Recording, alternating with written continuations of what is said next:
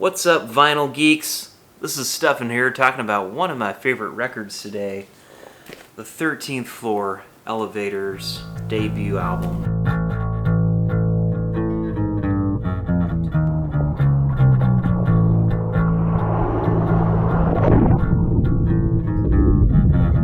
Now this is a kind of a weird release. It's some kind of reissue. It was the first one I found. It's in stereo, and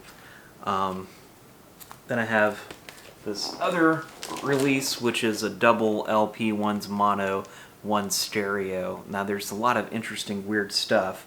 Like this one has two different running orders. One was by the version the band wanted, and one was the version the record company wanted. Well, you know, the official release is the one the record company wanted. And here's another weird thing, like check out the back, and then you flip these, and the front covers are facing different directions.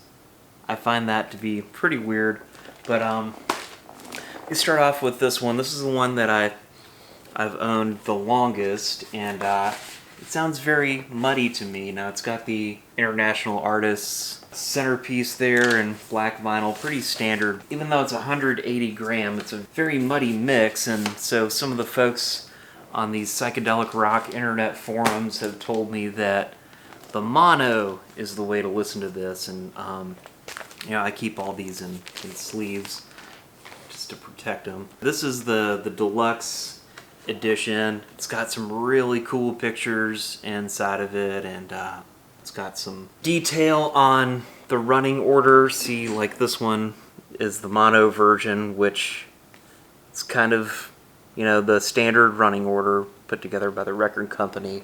But then this one, the interesting thing about the stereo, and now both of these sound really good. Like the fidelity of these, they must have been remastered or mastered specifically for vinyl, because they sound night and day different from that other release, which I don't really have much use for anymore other than cool decoration purposes. See, even the song titles are quite a lot different.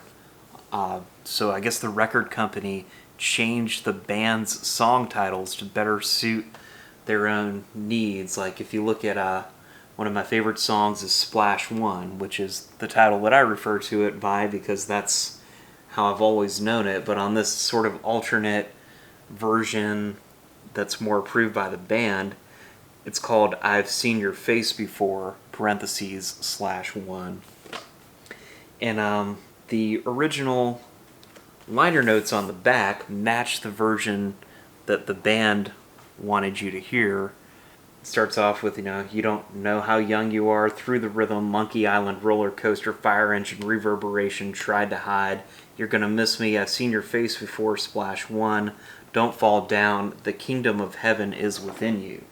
And now if you look at this version, the running order on the back is exactly the same, which is cool, but you know, it's just it adds to the mystique of an already very mysterious album, and it makes for a very interesting listen, and you don't even really know which way the cover's supposed to go.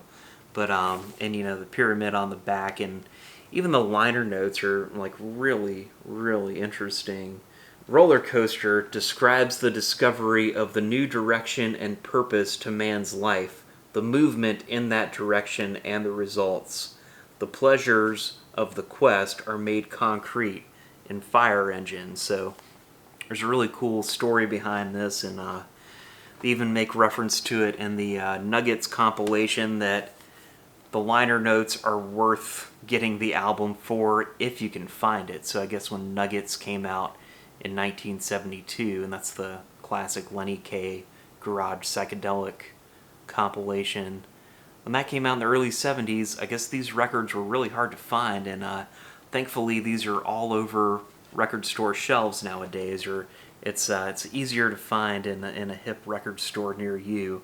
But I would spring for this version, which is the mono and stereo, which costs quite a lot more, but I would say this one, the original stereo reissue on 180, it's just not very listenable.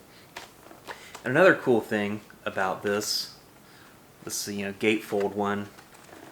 The original has this centerpiece, which is quite a lot different, the green and the yellow. And this is the mono version, which, it kind of has that radioactive sort of propeller looking centerpiece. Really cool.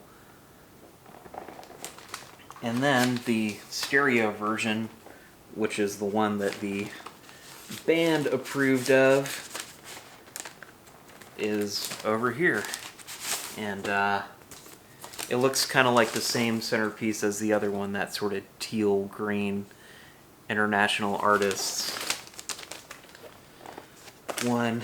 So another really interesting thing to note about this is, Rocky Erickson gets a lot of credit for being part of the 13th Floor Elevators, but previous to the Elevators, he was in a band called the Spades, which put out a 45 of You're Gonna Miss Me, and the other side was called We Sell Soul, which are both really cool songs. You should check those out. But what you learn about some of the, if you look at the liner notes here, you see that Rocky Erickson wrote You're Gonna Miss Me all by himself. That was his song. Now, it seems like side one, Rocky Erickson co-wrote a lot of the songs, like Roller Coaster Splash 1, Reverberation, Don't Fall Down.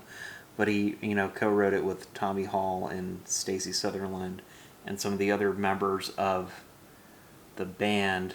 And again, the 13th Floor Elevators were already kind of an established band by the time Rocky Erickson came along, but and he sings lead on, I believe, all of these songs and plays rhythm guitar on them, even though Stacey Sutherland played lead guitar in that band, and I think he should probably get a little bit more credit for what he does. They had a couple different bass players, Benny Thurman and Ronnie Leatherman, and they all did some backup vocals, and Tommy Hall was a major part of this band, and he played the electric jug. That's the,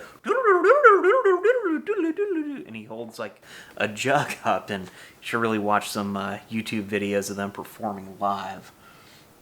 And here's a bunch of cool like posters and cover art, some press clippings.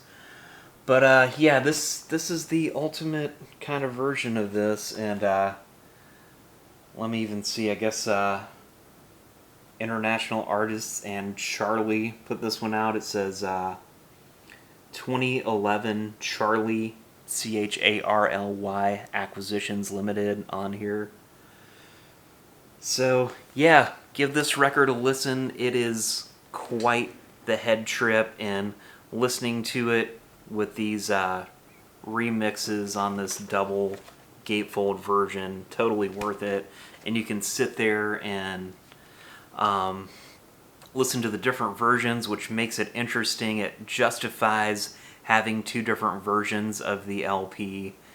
And honestly, I gotta say, the order that the band put it in, with You Don't Know, Through the Rhythm, Monkey Island, Roller Coaster, Fire Engine on side 1, and side 2 being Reverberation, Tried to Hide, You're Gonna Miss Me, Splash 1, Don't Fall Down, Kingdom of Heaven. That order really makes a lot more sense, but I guess the record company wanted to put You're Gonna Miss Me as track 1, side 1, because that was kind of the hit that they had at the time. Well, anyway, that about does it for me. I'm going to put on my headphones, or maybe not, and just crank this baby one more time. It is such a gem, but the right mix makes all the difference. Until next time, keep rocking some vinyl. Catch you soon.